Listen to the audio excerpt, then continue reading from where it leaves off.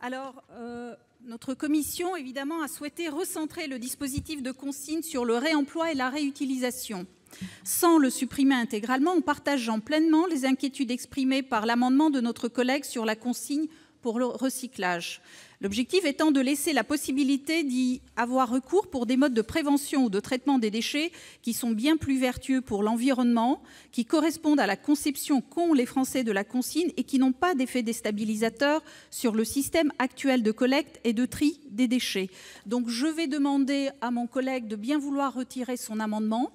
Autrement, l'avis sera évidemment défavorable. Et, Monsieur le Président, je voudrais en profiter pour donner l'état d'esprit de la Commission sur ce sujet-là. Il me semble important de partager avec vous quel a été l'état d'esprit de l'ensemble de la Commission et de l'ensemble des commissaires. Donc, rappelez tout d'abord que la Commission a souhaité s'attaquer à la lutte contre l'ensemble des déchets plastiques en prenant des mesures contre le suremballage, la production excessive de plastique et la pollution de l'eau et des milieux aquatiques par les déchets. Rappelez également qu'elle a souhaité faire du réemploi et de la réparation une priorité en créant notamment un fonds d'aide à la réparation. Nos débats en séance ont permis à l'initiative de nombreux sénateurs d'aller plus loin en inscrivant des objectifs chiffrés de réduction de mise sur le marché d'emballage et nous inscrirons dans la loi, je l'espère, d'ici la fin de nos débats, le fonds de réemploi solidaire grâce à une initiative transpartisane. Voilà pour nous le chemin qu'il faut emprunter pour aller vers cette économie circulaire que nous appelons tous de nos vœux. S'agissant du sujet qui nous occupe cet après-midi, je souhaiterais rappeler pourquoi notre commission a, à l'initiative des sénateurs du groupe socialiste, du groupe centriste, du groupe communiste et de mon groupe, recentré le dispositif de consigne prévu par le projet de loi initial sur le réemploi et la réutilisation. Comme l'ont fait publiquement l'Association des maires de France, les associations de protection de l'environnement et les associations de consommateurs, la Commission s'oppose à la mise en œuvre généralisée d'une consigne pour recyclage sur les bouteilles en plastique. Sur le fond, nous sommes en effet convaincus que la généralisation par les pouvoirs publics d'une telle consigne est un non-sens environnemental, social et économique. Sur le plan environnemental, ce projet reste centré sur le recyclage du plastique et ne contribuera pas significativement à en réduire la production. Nous pensons qu'il risque même, au contraire, d'entretenir la consommation des bouteilles à usage unique en verdissant l'image de ce produit. Alors que les bouteilles en PET représentent moins de 1% des déchets ménagers, et qu'elles sont extrêmement bien collectées aujourd'hui, c'est à la collecte de l'ensemble des emballages plastiques qu'il faut s'attaquer très rapidement. Et notre commission a d'ailleurs adopté des mesures en ce sens. Sur le plan social ensuite, une consigne pour recyclage représentera une perte de pouvoir d'achat de 200 à 400 millions d'euros supplémentaires par an pour les ménages.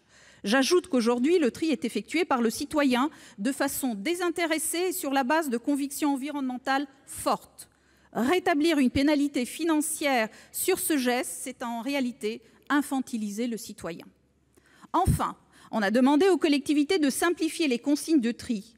Où est la simplification quand il faudra désormais retirer de la poubelle jaune une catégorie particulière de produits en plastique? Un non-sens économique, enfin. Car comme l'ont rappelé mes collègues, c'est à l'ensemble du service public de gestion des déchets qu'une telle mesure s'attaque. Créer une consigne revient à doublonner le service public de collecte et de tri des déchets ménagers par une infrastructure coûteuse, lourde à mettre en place et ultra spécialisée. Pour atteindre l'objectif de mieux collecter l'ensemble des déchets plastiques, la Commission propose de mobiliser un panel d'instruments tels l'extension des consignes de tri, l'amélioration de la collecte hors foyer ou encore la tarification incitative, ce qui permettra d'atteindre les objectifs européens sans bouleverser notre modèle de gestion des déchets. Enfin, en vue de laisser la porte ouverte à des innovations, nous avons laissé la possibilité d'une consigne pour réemploi plus vertueuse sur le plan environnemental et qui correspond à la conception de la consigne voulue par les Français. En commission, cette position a fait l'objet d'un large accord transpartisan. Nous souhaitons poursuivre dans cette voie en retenant un certain nombre d'amendements proposés par plusieurs groupes en vue d'ajuster le dispositif. Au total, La consigne pour recyclage voulue par le Gouvernement est donc profondément incompatible avec les principes mêmes du développement durable et contraire à l'intérêt général. Pour conclure, ces derniers jours, Madame la ministre, vous avez laissé entendre à certains d'entre nous que vous étiez d'accord pour que les éléments du Gouvernement déposés sur l'article 8 rétablissant la consigne pour recyclage soient supprimés. Mais à ce stade, aucune rectification de votre amendement n'a été faite. Nous vous posons donc directement la question. Le Gouvernement renonce-t-il à l'inscription dans cette loi d'une consigne pour recyclage?